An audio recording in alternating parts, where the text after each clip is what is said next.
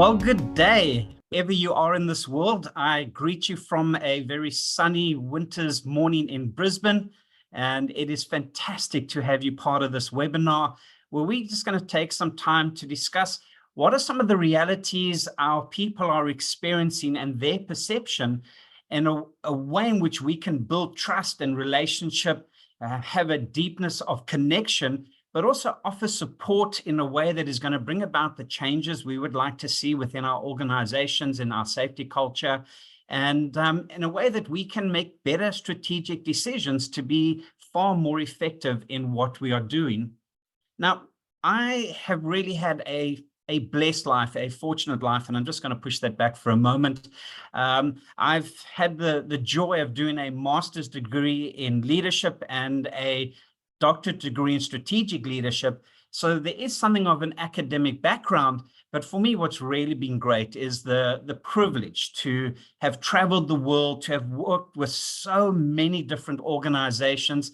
In myself is I've had my own company. I've worked for large organizations. So it's not just an academic experience. It's not just a consultant, but also having firsthand experience of what it is to be an employee, what it is to be a supervisor, what it is to be a manager and a business owner. And I really believe it's with this type of experience that we can find deep value in today's session. And I really hope from the bottom of my heart is when we are done, you'd go, this was a valuable investment of my time. So I think before we start, it's always appropriate just to have an acknowledgement of country. And Centus, we acknowledge the traditional custodians throughout Australia and recognize their connections to land, waters, and community. We acknowledge the traditional owners of the land on which we meet today and pay our respect to elders past and present. We extend that respect to Aboriginal and Torres Strait Islander people here today. We do this because we value Aboriginal and Torres Strait Islander history, culture, and knowledge. I think together with this acknowledgement of country, I would also take the moment to acknowledge Centus. And I'll never forget, it was just about 10 years ago, is I had started my own consultancy company a few years before that and worked with some remarkable people. And there was a frustration because we were interacting, we had all of these great solutions and, world-class systems. And in spite of that, people were still getting injured.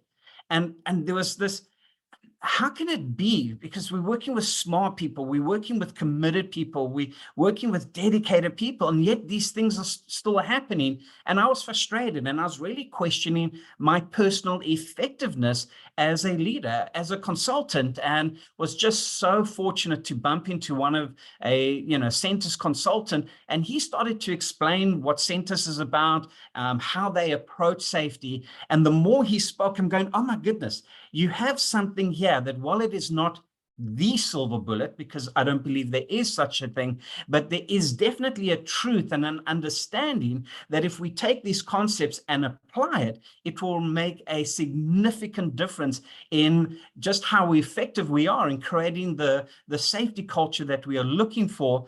And over the last 10 years, just I've used the word several times because it really is my experience of what a privilege, what a joy.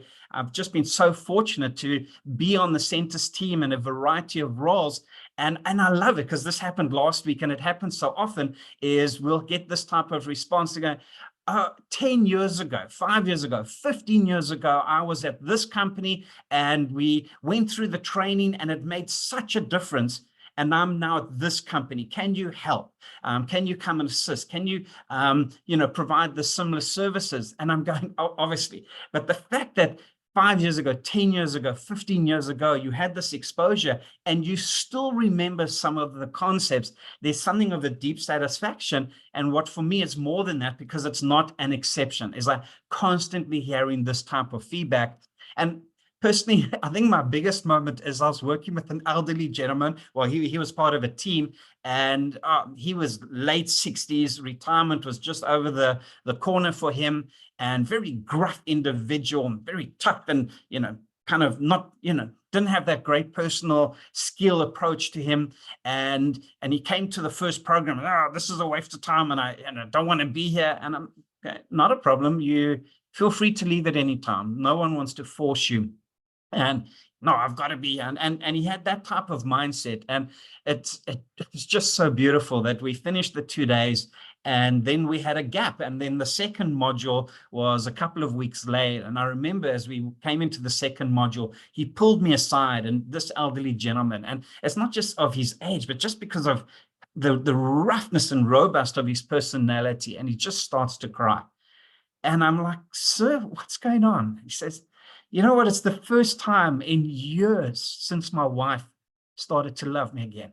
My grandkids want to spend time. And I'm going, oh my goodness, I have the opportunity to have these special moments. And so as a company, this really is our heartbeat. It's not just to be a typical consultancies, but it really is to touch people's lives and to make a difference within organizations. And as I say, is before Centus, is there was something of a, systems and making sure the environment is as safe as possible. And these are so important. But when we started to understand some of the brain dynamics, the neuroscience behind human behavior, the psychology and the leadership and the team dynamics, and when we can apply this into everyday functioning, it will make not only a significant, but a lasting difference. And so we have a variety of ways in which we engage. We don't even like to talk about clients as much as our partners. We're partnering together on each other's safety cultures, in each other's journeys. And, we do it through training, coaching. We've got a whole range of assessments that are so powerful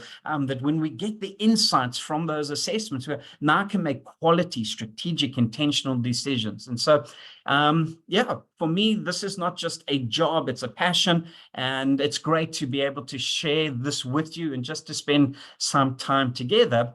But let's get into this session. And so we just really want to spend time on four areas. And the first is to really understand that there is a disconnect between us as leaders and our frontline workers.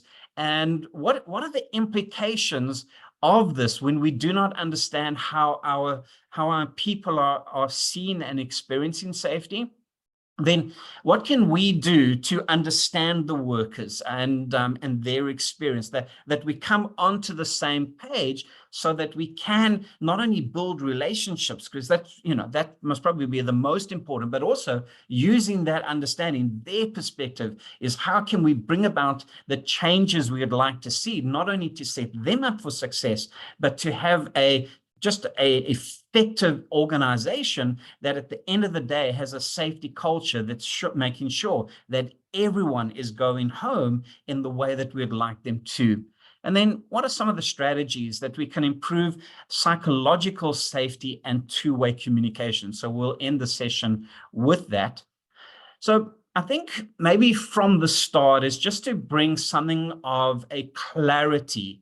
And maybe I'm just going to go back a slide. So it was interesting. We all have defining moments in our lives. And it could be when you met your husband or your wife, when your kids are born, your first job, when you finish school. And we have these collections of defining moments. And one of my defining moments was several years ago, and you might pick up from my accent, is I'm not Australian born, is I grew up in South Africa. And as a South African, cricket had been one of our primary sports. I've been a cricket fan for as long as I've been alive. And one of our captains, his name is Graham Smith, and he was a phenomenal batsman and a great captain. But for a variety of, to be honest, without any reason, is he wasn't a hero of mine. It's not like I didn't like him. He wasn't a John T. Rhodes or a Kohli. He just didn't rate for me as someone that I wanted to follow, that, I wanted his signature. I just really couldn't be bothered. And there was a few years ago we were taking off. I was flying to Dubai, and I just happened to look down my row, and 4 seats down was Graham. He was on the plane with me. And anyway, we take off, and I was just, it was one of those fortunate situations that I was flying business class, just the nature of the business that we were doing. Anyway, we in the air now, and I unbuckle my seatbelt, and I go to the lounge area. And when I get there, Graham is speaking to two other gentlemen. Fact of the matter is, he's still Graham Smith.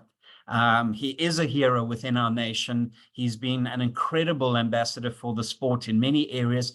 And so what did I do is I got a cool drink, and then I kind of slowly moved around the bar area to where he was standing. And then I took a packet of crisps and I ate that. And then I slowly moved a little bit closer. And eventually I was standing right by him, and he was seated with another gentleman who was also seated, and then another gentleman was standing up.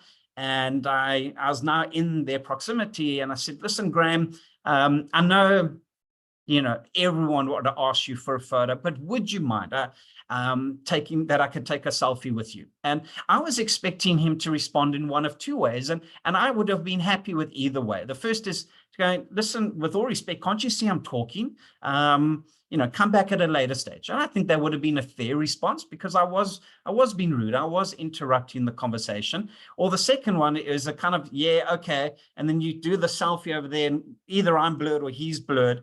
But what he did for me, it's changed my outlook on how to interact with people. He immediately jumped up, and he kind of stood back away from his friends so that we could get a nice photo without any, people in the way. And he asked one of the friends, said, listen, would you mind taking the photo? But before he did that, when he stood up, he immediately put out his hand and said, what's your name? And I was taken back because I didn't expect him to stand up and then go, well, my name's Brett. And then he goes, well, Brett, would you mind, so he's repositioning so that we can get the best shot possible. And within less than 30 seconds, he mentioned my name 3 times. And I tell you now, Graham has gone from someone that I didn't really care much about, that if anyone ever speaks badly about Graham in my presence, they're going to get a hard time from me. So what's happened is I've met how many people over the years when I'm flying, and I don't remember any of them. But I'll never forget that moment with Graham. It will stay with me for the rest of my life, is because while I've had interactions with tens of thousands of people traveling, is I had a moment with Graham. And I think this is so applicable when it comes to safety, is because safety is more than just giving people PPE. It's about, how do we have moments? What type of experiences are we creating that's leaving a mark within our people's thinking, that they approach life, they approach one another, they approach our companies, they approach safety differently. And I know for myself is, particularly in the last, I don't know how many years, is I've always seen safety as physical safety. Is I want to make sure that everyone goes home with their hands and their eyes. And, so what have we done is we've invested a lot in making sure that we understand the hazards, that we are dealing with the hazards. We've got the right systems in place. We've got the right procedures. We're giving people the appropriate PPE and training. And all of this is absolutely essential in helping people get the outcome that they want. But safety is more than just that.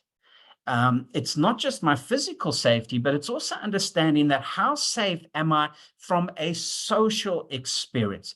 Is too often I see people who they go, I will never walk under a suspended load. I will never jump over a barricade. And I'm going, okay, thank you. Now we've got that personal buy-in. But while we're talking, I'll see someone will be taking a shortcut and I go, why don't we stop that person? And go, oh, I'm too afraid. Or, do we have the courage to maybe to go to another leader or a manager and go, with all respect, I'm uncomfortable with this, or, I don't want to do this, or I do want to do it, but can I be empowered to do that? And do we have the liberty to have those conversations? Why? Because we feel, keyword, we feel safe. It just happened to be Monday. My daughter, she's busy doing a beauty course, and part of the course is they've got a practice and they get clients in and they do facials and massages. And it just happened to be on Monday that my daughter was at reception and a client came in. And so my daughter said, would you mind just waiting here? I'm going to make sure that that the table and the bed has been set up, and the person who's meant to do the sorry, you're going to forgive me here. Let's say the massage. I can't remember exactly what it is I just want to make sure that she's ready, and then we'll come and get you. Daughter goes upstairs, and the person who's meant to be doing the massage is not there. So now it's a bit of a scurry. We've got to get someone else. And my daughter goes down and says, listen, I'm sorry for the delay, but the person who was meant to do this is not here, but we have got someone else in, and it's going to take a few minutes just to prepare the environment for you, and then you're welcome to come up. And this lady lost it. She's freaking out. This is unacceptable. She starts swearing at my daughter.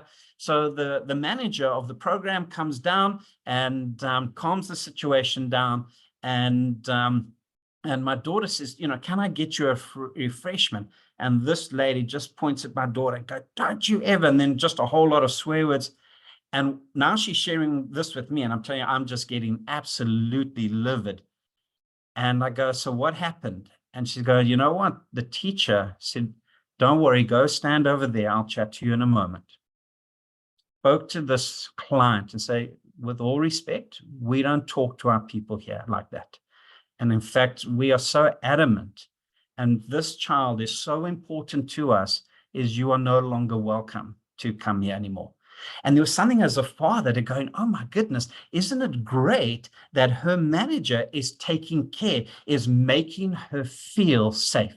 And so we've got to be asking ourselves, do our people feel safe to come and share their heart, to come and share their concerns, to come and share their ideas with us? Is there enough confidence to be able to take someone out? Not that sounds terrible, not take them out, but to bring something to their attention and to go, did you see that load? Do you see that moving equipment there? Do you notice that you're not wearing, an appropriate PPE or whatever it might be? And that we are talking about the importance of safety. And then lastly, within the experience is, so I'm driving to work today. And what's happening, now there's no one in my car. Now my eyes aren't physically closed, but I'm having a conversation in my head.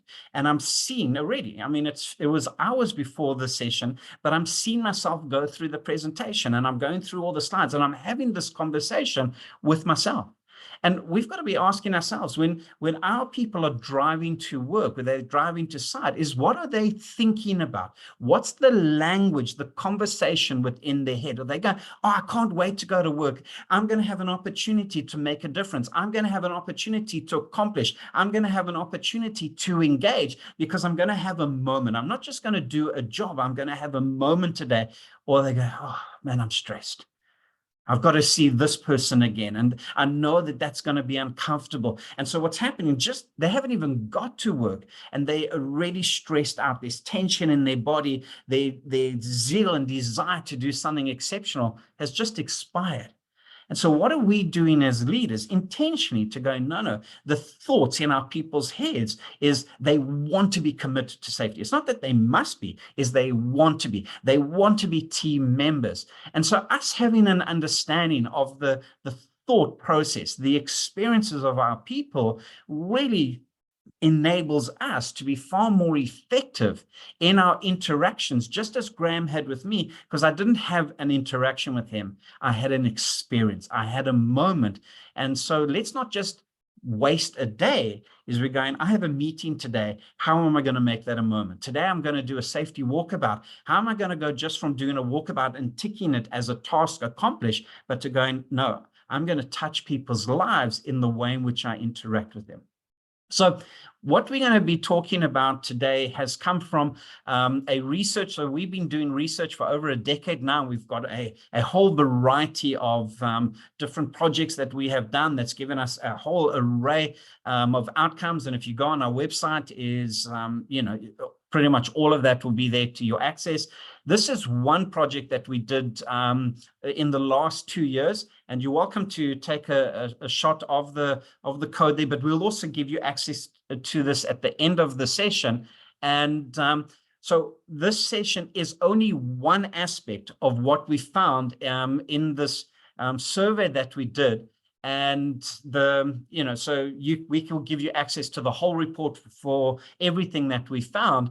But this is a significant sample. It's something that should make us pay attention to, because we started off with 59,000 people that completed the survey. And just to make sure that, maybe one of the clients is 10,000 people strong, and then another client might only have 50 people. So that score would skew the score of the smaller client. And so we made sure that we didn't have that dynamic. So we did get a stratified sample to make sure that the stats were revealing of the collective. You can see it's significant. 15 different countries, 12 different industries, 75 different organizations. Just the spectrum, we are talking to the frontline employees, the supervisors, the middle management, and executives. So it's giving us rich information. And what I like about this is it's empowering. It's showing us what is reality and what can we do about it.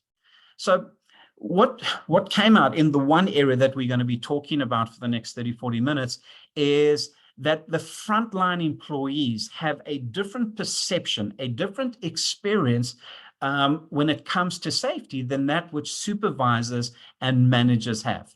So when we look at the outcomes of this, is now when I first saw this, I'm going, but there's not a big difference in scores.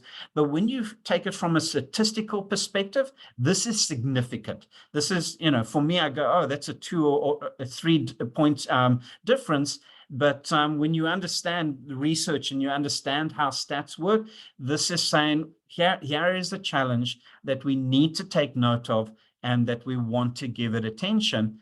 And the area that our people are seeing safety very differently to us is on the psychological experience. So this is going to sound funny. This for me is good news, because now it gives me tools. It gives me a focus area. So if I'm going to take the next year, where am I going to put much of my attention? I'm going to put it here, is because I want to be creating these opportunities that people are walking home, driving home, if they stay on site, as they're going, this was a great day. This was a worthwhile day, because I'm having not just interactions, but I'm creating moments. And so when we do this is, I think what we saw from the results is when we have these type of interactions, is that we want to create this environment where employees are willing, that we want to be moving away from a compliance approach to, I now desire, I want to give my input, I want to give my commitment, I want to put my heart and soul into this, because it's more than just a job. But we've got to be giving feedback. It's clearly that our people are going, I don't know if I'm doing a good job. I don't know if I'm doing a bad job. I don't know if you even care about me. And so there's something about, this is where we are doing well, and let's keep on doing this. And there's something about, oh yeah, I am doing a good job. But then there's also areas, without being negative or critical, to go, here are places that we still need to grow on, and let's be on a journey together that we can be more effective. And personally, I think this for me is so important, where I feel valued and respected, that I'm not just an employee. I'm not just a worker. No, you are vital to the success of this organization. It's your mindset, it's your attitude, it's your commitment that collectively is going to get us home safely, is going to get us the results that we are looking for. And so we want to show people that they are so important to us as leaders, but also to the organization and the team that they work with. Then this is, sorry, I laugh because coming from South Africa, I don't know if it's a South African thing or just a Brit thing, is I don't work 8 to 5. I'm very unhealthy when it comes to work-life balance. And I'll never forget when I moved to Australia, and Ben, he's the head of client solutions, is I would send mails at 10, 11, 12 o'clock at night. It's normal for me. And I'll never forget, I laugh, is because I think I'm being a great employee. I'm working hard. I'm working these long hours. And the next day, Ben pulls me aside and goes, what are you doing? And I'm expecting a pat on the back. I'm expecting him to go, you were a model employee. He goes, no, you need to have a life. at the end of the day, we want you to turn your computer off. And there was something I was like completely shocked to actually have that response.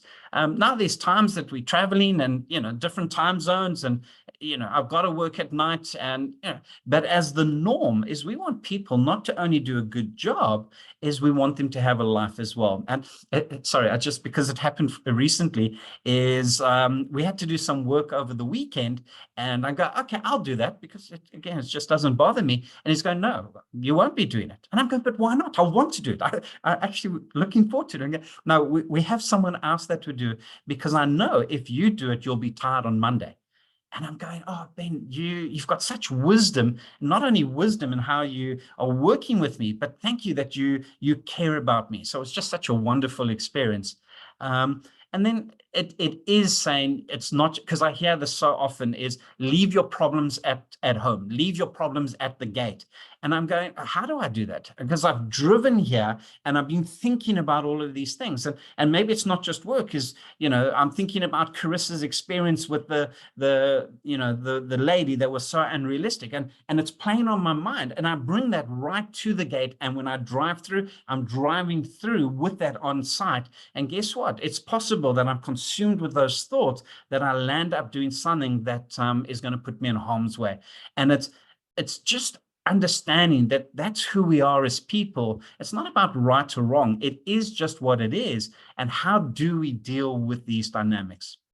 So when we are not connected with our people, is pretty much is we might not be seeing things the way in which they've seen them. And so we're making poor decisions. Is we might be, that would be the third bubble there. So this is, forgive my stories. I think in stories is I'll never forget, I had a domestic worker when I was living in South Africa, and Joyce, when she first came to assist, is I thought, I want to be a great, great boss. And I went out and I bought a vacuum machine, and it was a super duper vacuum machine. It had all the bells and whistles. It cost way more than what I wanted to spend. And I remember bringing it, and I was chuffed, because now I've bought the latest and greatest. And it didn't take too long. In fact, it was the third day that I could see when she was vacuuming, she was not enjoying the experience. And I'm like, Joyce, what's wrong?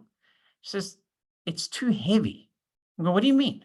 I go, can't you see all the gadgets? And go, yeah, but it's too heavy.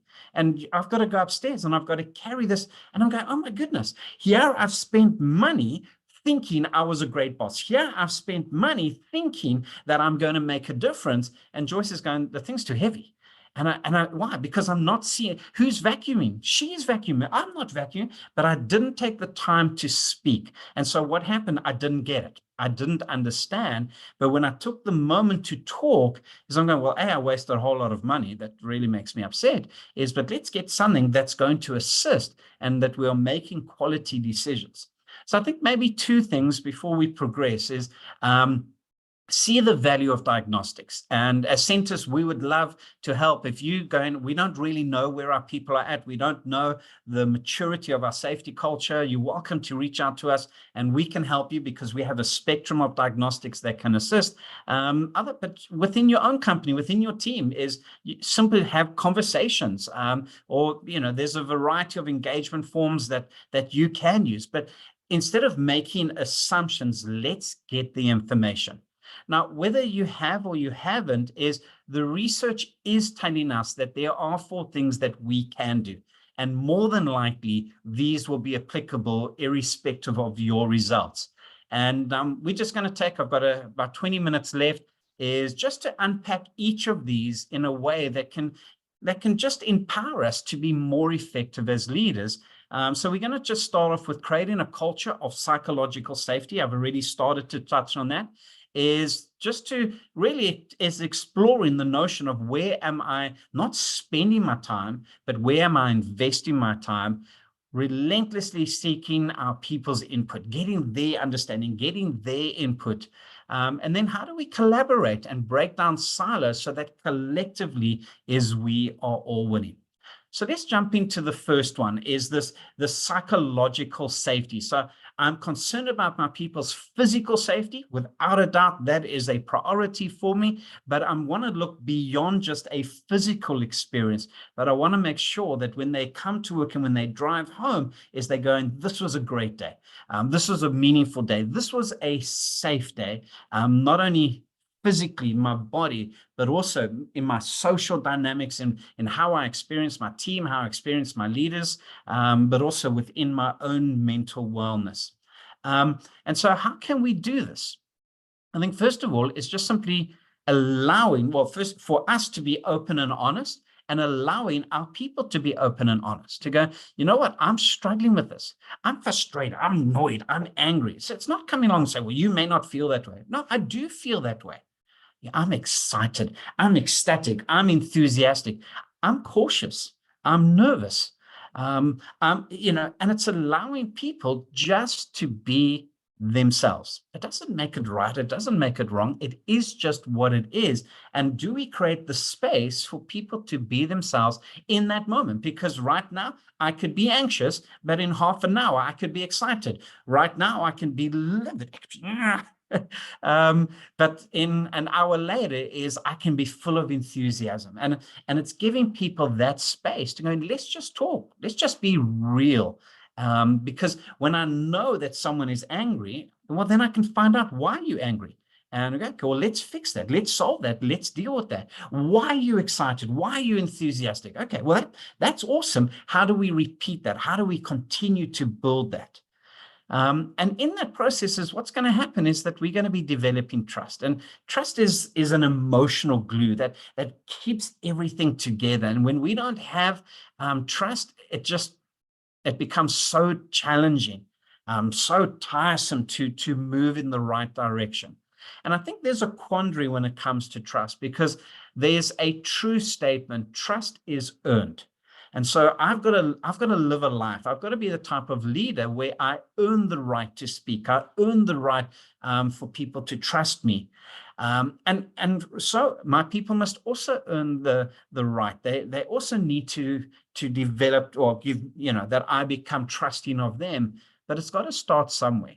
And so I'm also in connection. Trust is built, but it can also be given. To go, I don't know you at all, but you've been hired for a certain reason. We have confidence in you coming here, and I don't know whether you're going to perform or not perform, and so I'm going to trust you. I'm going to extend trust, not knowing what the outcome would be. And in that extending trust, when people perform well, is what's happening is now we galvanizing that trust. And for many people, that's difficult to do. But if we want to have the robust teams that we're looking for, now and again, is we're going to have to take a bit of leap of faith and give trust before it is earned. And how do we build this trust? Is these Graham Smith interactions, these moments. And when I talk about the story, I spend more time talking about it than what had happened. I mean, the actual experience itself was less than 2 minutes. He's switching my heart took 30 seconds. And it's going, I have a Teams meeting today. How are we going to talk in a way it's going to be more than just a meeting? I'm going to do a walkabout today. How do I make sure that it's more than just a walkabout? Today, we're going to have lunch with a couple of people. How do we make sure that it's more than just lunch, but that it becomes a moment? I always love when I do webinars like this or conferences, and then people bring my bio and, they talk about all your experiences and your qualifications and all that sort of stuff. And I leave and I think I glow in the dark. I think I'm the greatest person on the planet. And then I talk to my kids and then I find out I'm not. And then they give me reality and perspective. And there is something is that many times in our enthusiasm, just because it's too effort to take real introspection, is to get feedback from our people. Not only how am I as a leader, but how are we as a team? Where are we right now? The fact that we were great a week ago, are we great today? What are some of the concerns? I so appreciate Joyce coming out. This vacuum machine is too heavy. I'm not enjoying it. my goodness, I didn't even know about that. And it's having that type of feedback so that it's building trust, it's building connection, but it's also allowing us to make strategic decisions so that we can be more effective and that we can create the safety culture that we want, because we all want to go home safely. You know, when I look at these points, I know for a fact none of you are going, oh my goodness, this is new. Oh my goodness, I've never heard this before. This is basic. We've all heard this before. What concerns me is we've been hearing this information for 20, 30 years, but the results are telling us is that we're not applying them to the degree that we should be. And so this for me is good news, because I don't need to go master another 30 skills. I know how to do this, but I've got to be asking myself is, am I doing it? Or why am I not doing it? And what are the hindering blocks? What's getting in the way of me being the leader that I know deep in my heart that I want to be?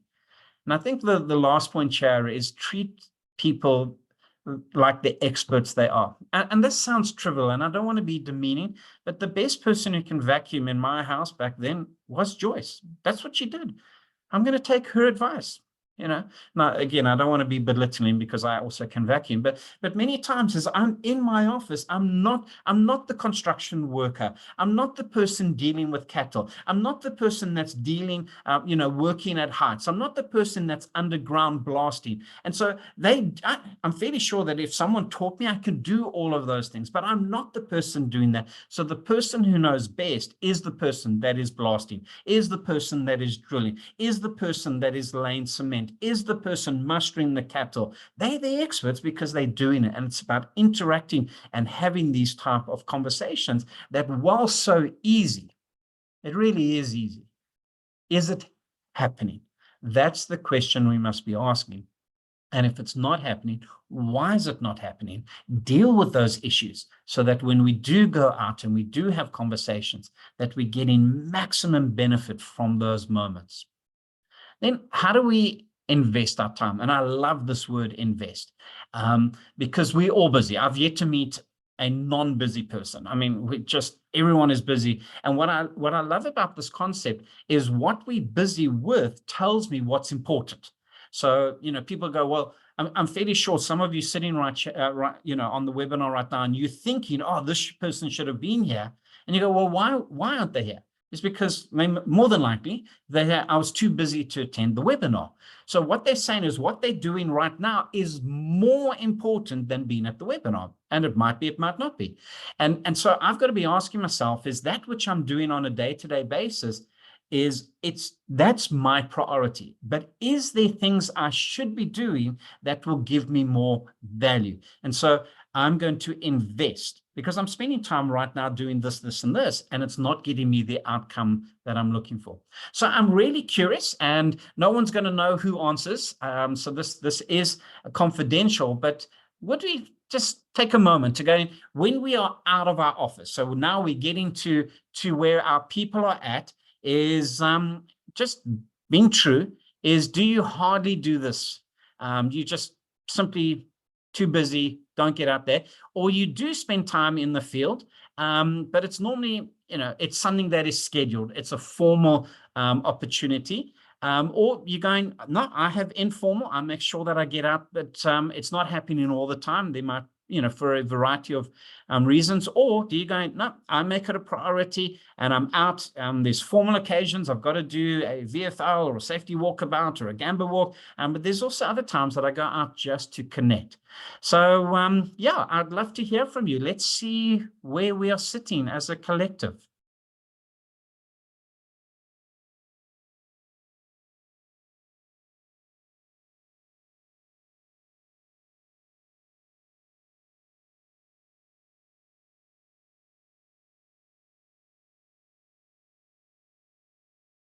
Morgs? We'll have a few more coming through. Are they coming through? Okay, thank you. Sorry, I wasn't seeing them. Appreciate your assistance. Just give it another moment. Yeah. All right. Sharing the results now. Okay, so quite a spectrum. So again, 19%, it's a noteworthy. We just don't get to it. And then we've got to be asking the question, why is that not happening? And is that potentially affecting me in the outcomes that I'd like to get? 24%, so that's encouraging. We do get out, but it's almost a, it's, so I've got to be asking myself is going, where are opportunities that I can go out, not just to do something formal, but to connect, just to build relationship? And can I schedule time in my diary for, so I set it out in my diary, so it's kind of formal, but my interaction would be informal. 36%, I mean, that's fantastic, is that we are doing it. There is intentional effort. We are making time, and life happens. And that's so understanding. And then 21%, I go, that's just phenomenal. So this is not a judgment in any way, because I think we all fall in these different spectrums at different times, but it is asking the question, am I getting the impact that I want? And if I'm not, well, should I be making some changes? And if I must make changes, what should they be? So to just get my screen back. So what are the benefits? Well, the first is you're going to see firsthand of what is going on. I mean, you're going to see here, here's the trench and it's not working. People, they don't have a harness because you go to the storeroom and it's not there, or things haven't been well maintained. You're going to see it. Many times you receive a report and everyone says it's hunky-dory. But when you're there, you go, oh, wait a minute, that concerns me. You're going to hear about the challenges and issues. Why? Because we're connecting, we're talking, we're allowing people to speak. It creates the opportunity to fix inefficiencies, because we've seen and go, but why are we doing it that way? Have we not considered this? What can I do to give you the resources that we can sort this out immediately? And we've spoken a lot about this. And this for me is the highlight, is we have those relationships that are strengthened, they galvanized, so that we can be talking, we can be open, we can be honest, so that we can make whatever needs to happen to get the outcomes. And at the end of the day, when we're doing this, we're building credibility and trust. And I know for a fact that all of us here, we want this to be part of our leadership, is we want people to be saying this of us. So then let's make this part of our priority by not spending time, but by investing time out of our office to connect. So to move on is relentlessly seek employees' input. So that's using this investment time to not just to go out, because I see this so often, is we have these safety moments and we're walking around as senior managers, and then it becomes an inspection. And now there's time for inspections. I'm not saying there's something wrong with that, but I want to have not only inspection time, I want to have connecting time where I'm listening. And so many times as we go out and we're only doing an inspection, and then our people experience us as policemen.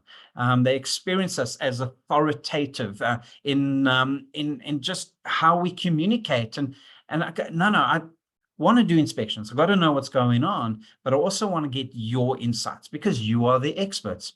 So again, I'd be curious to know when we do have these type of moments, and we're asking people for their insight, is when I ask the question, what do you think? What do you feel? What do you experience? Is no one answers. There's just this cricket type of experience. And I'm not talking about the sport here. I hear from the exact same people. So they saying the same, the same people are always the ones speaking up. We have moments where it's slow to start, but then when people start to speak, as we get that momentum and everyone starts to jump in. Or do you have a team dynamic that you almost don't need to wait to ask, is people are just giving their opinions anyway? So let's just take a moment. I'd love to know just where we are as a group.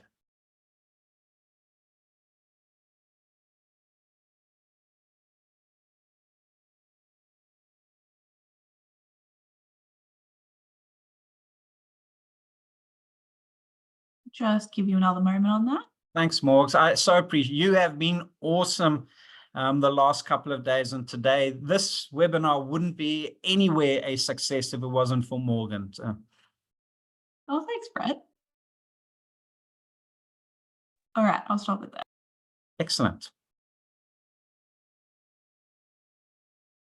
Okay, awesome. 5%. Nothing's happening. So for the 5%, let's be intentional. Let's create that environment. I want to say, when I'm just thinking as a dad now, so let's take it away from work. When we've got to talk about difficult issues, both of my kids are teenagers. Carissa, she's now 19. I want to know about the boys. I want to know about sexuality. I want to know about that. And when I ask these type of potentially awkward questions, is when I don't get a response, it's not a reflection of her, it's a reflection of me, in my opinion, it's just my opinion, that I haven't created enough psychological safety that she has the freedom to talk about potentially awkward situations with me. And so what am I doing to create that safety? 21%, it's the same reflection. More than likely, there might be other dynamics that come into play, is I have strong connections with certain individuals, or you do get natural, boisterous, extroverted type of people who are always willing to share. But how am I spending time? How am I pulling other people into the trust circle so that there's the safety in speaking? 59%. I mean, that's just awesome to see. Yeah, it's natural. It's part of a meeting. There's a lot of people who's going to speak first, or, because personally, it may not sound like it, but I'm an introvert. Very seldom am I going to be the first person to speak in a group situation. But once there's calm and everyone said they say, then I'll gladly chip in. And well, I love the 14% where there must be great team dynamics when it's coming to this. So awesome. This is great. I just love seeing these type of results. Well, let's go into our last point to bring this session almost to an end, is collaboration and breaking down silos. So it's within this trusting environment, is we want to get rid of this us versus them. I've just come back from a trip overseas, and it was so frustrating because it's a multinational organization with a massive project. Tens of thousands of people are working on the project. And I was at one project where it's a mess. There's no housekeeping. People were sitting in the bucket while the front end loader was driving, and the guy's in the bucket having his lunch. And you just go, how's this possible? People working at heights with no PPE at all. I was just astounded, and then drove down the road, and it was almost like perfection. Incredible, immaculate housekeeping. Everyone, they had a whole manual, the procedures and the policies. The first site is, they don't have any procedure. You just rock up and you do your job, and whatever happens, just try not to get injured. And I'm going, how's it possible that you have this excellence and this quality, and on this site, same company, completely different? And what happened is that this manager came from another company previously and brought all of his knowledge and all of his expertise and was applying it. And I'm going, I beg you, just share it. Because you've got people here who want to do a good job. It's not, why am I in the bucket? It's not because I'm a bad person, because it takes long to walk from that area to that area. And if I just get in, on the forklift or whatever it might be, it's going to be quicker. So now I'm on the front end loader. I'm going, but it's so unsafe. But these are people who want to do a good job. Now, foolish, don't agree with that at all. And I'm going, much of this, not all of it, but much of this would be solved if we, this is my project and that's my project, and don't come and interfere. And I'm going, well, I'm not going to interfere in your work, but I do want to interfere in sharing best practice. I do want to come along and be able to give resources and assist. And I think it's that same mindset, not just between these two project managers, and there were multiple, there's over 20 of them. And I'm going, all the spectrum is, I want, if I think about our CEO, is I want him to be sharing with me. I don't want them to be this distance. And I want to have the freedom to pick up the phone call. And within our team is we just don't want to have this, because we're losing opportunity to having these relationships and to learning from each other. So to bring this to an end, is how can we do this? Is just today is, I have reasonable IT skills. I suppose I could have set this up with myself, didn't really need Morgan, but there I'm really glad she was there. So what's happened is, it's such a practical example, is bringing her expertise, because they're way better than mine, and help me set it up. It just went a lot quicker, is to go in, when we are on site, is there people that should be part of this conversation that wouldn't normally be part of this conversation? Are there people who have expertise that they're not part of this team, but their outside perspective is going to add a lot of value? Now, I don't work with Morgan every day. I don't need to work with her, but as a specialist, when it comes to these type of communications, my goodness, I want to pull her in because she's added so much value. Take the opportunities to, to have, I mean, most probably the word I've used most today is conversations, is to shift these riffs and go, no, let's bring it in together. And how are we going to do this? Well, it's going to have to start with me. I'm going to have to be reaching out. I'm got to go, it's my policy, it's my procedure, it's my department to go, no, let's share. Let's add value to one another and not try hold it all to myself. I need to demonstrate that so that people can go, oh, okay, that's acceptable. It's not only acceptable, it's encouraged. But unfortunately, again, it's the good news. I don't need to fix this tomorrow, especially if this is entrenched in a company. It's, for years. We're not going to solve it tomorrow, but I go, today is a great day to start to make the difference that we want to.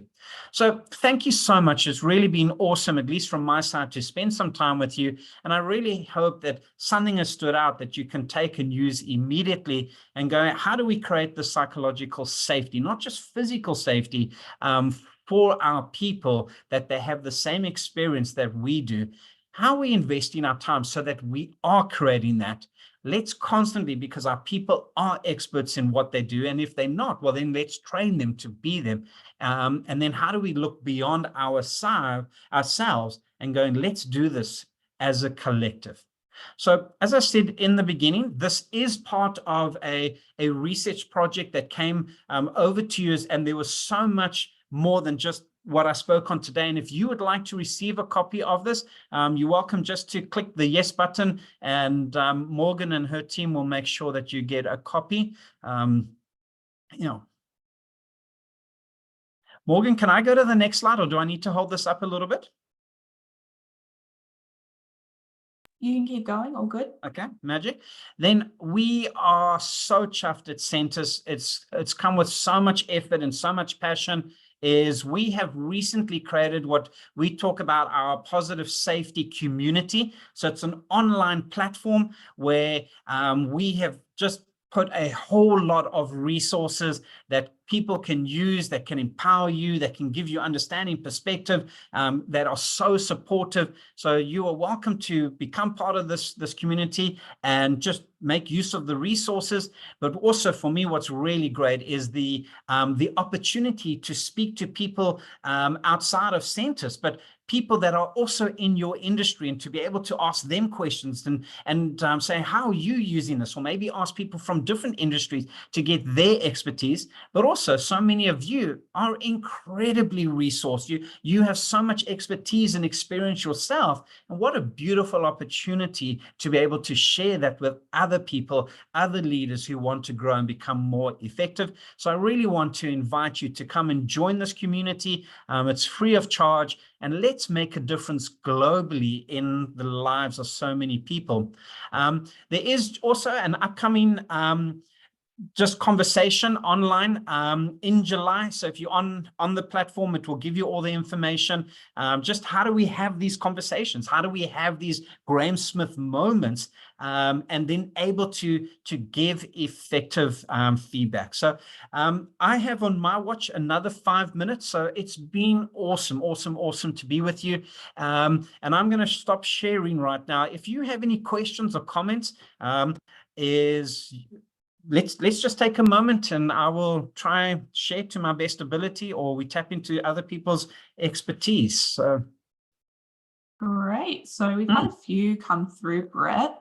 Yes. First from Jim, more of a comment, but he says, spending time in the field reminds me of a concept I learned in the 90s and use regularly, the concept of MBWA, managed by wandering about. Love it. Awesome. Beautiful. And then Just we have, bumping into people. Yeah, sorry. yes, exactly. And then we have a question here. Any recommendation on how to bridge the disconnect between leaders and team members working from home? Oh, wow. That's a really good question. And I think it is challenging because we're not in each other's space. What I find that's happened, so I can only speak from my experience, is to have meetings that aren't meetings. Is we just get together and we just talk and go, hey, Morgs, how are you doing today? What's happening at home? Now, without prying, because some people don't want to share what's happening at home, but just, what's happening in your life? What are some of the challenges you're facing at work? Where can we assist? Where we at it as a team? And just open it up where there's no work agenda. The only agenda is us.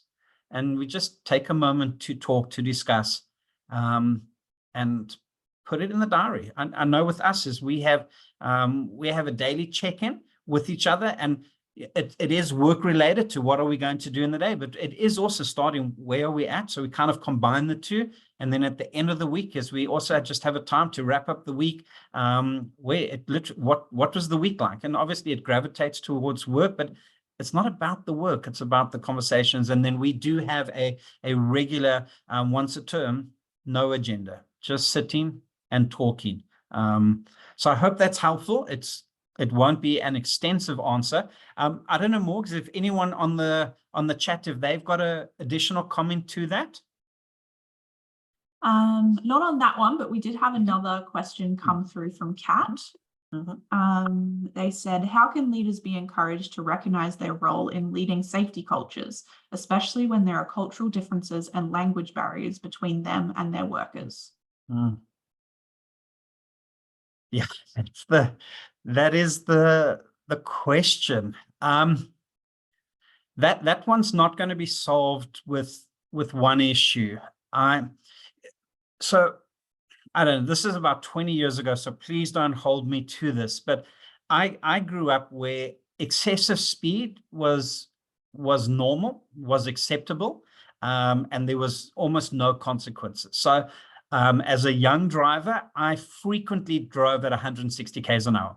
It didn't even bother me. I didn't even consider it as being something wrong. And then a friend of mine asked me the question. He says, listen, Brett, if you happen to be in an incident at 160 k's an hour, what's going to happen? And I go, Roland, to be really honest, I'm most probably going to die. And again, you can see I was still stupid at that age. And it didn't even consider it. It didn't even bother me. But then he asked the question. He said, Brett, if you die, who's going to raise your kids? And I can't believe it that I'd never thought about it. I go, someone else is going to raise my kids. And from that moment on, I've never been on another driving course. I've never had a police person come to me and say, you've got to obey the law. Is a shift took place in my mind and in my heart. And from that day onwards, I've never, not once, done excessive speed. And I think it's to have helping leaders see that how we interact with people is making a huge difference. When I'm the lady that's yelling at my daughter, and she just broke down in tears, saying she's got her mom's heart and she's gentle. I mean, she just literally burst down in tears. To go in how we talk to people, it's not only touching their day, it's potentially touching their lives. Let's be these courageous, let's be these passionate leaders that's helping people in their emotional well-being. That I was reading a book this week where it says, let's just be great people. And to have these conversations with leaders to going, this is not rocket science stuff, that while there's neuroscience behind it, let's just be good people. And people's physical safety, people's social safety, and people's mental safety is paramount. And so there's trainings, there's books, there's webinars like these that can help and assist. But for me, Roland's conversation, we just sat down with me, just in a very relaxed manner, and just asked me a question. What type of father do you want to be? And it's asking them, what type of leader do you want to be? Do you want to leave? So let me just take one step back. In South Africa's history, pretty much every person that I've met across the globe knows who Nelson Mandela is. He led our nation for a period of time that for many people, not all, but for most people, he's a legend. Now, I'm not going to be a legend in South Africa's, politics. I don't want to be. I don't want to be a president of a company, of a country. But within my friendship circle, within my team dynamic, I do want to be a legend. I do want to leave a mark that when Nelson Mandela has been dead for decades, but he's still remembered. And I want to be able to leave my company in 10 years' time, 15 years' time, and will be remembered for decades after because of who I am. And I think it's having those type of conversations to go, who are we? What type of leaders are we?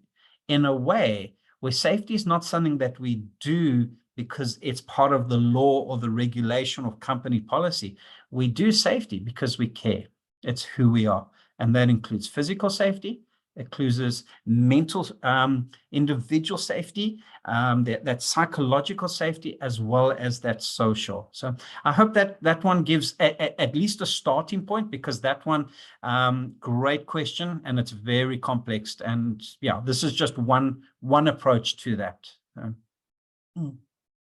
Morgs, I see we on the time, so I'm going to answer whatever questions are still here, and so if you want to ask more questions, I'm not going to go, but I understand, I respect your time. We are now on the hour, so if you do need to go, I hope you have a phenomenal day going forward, and the rest of your week will just be an outstanding one. Thank you for your time. I don't take it for granted.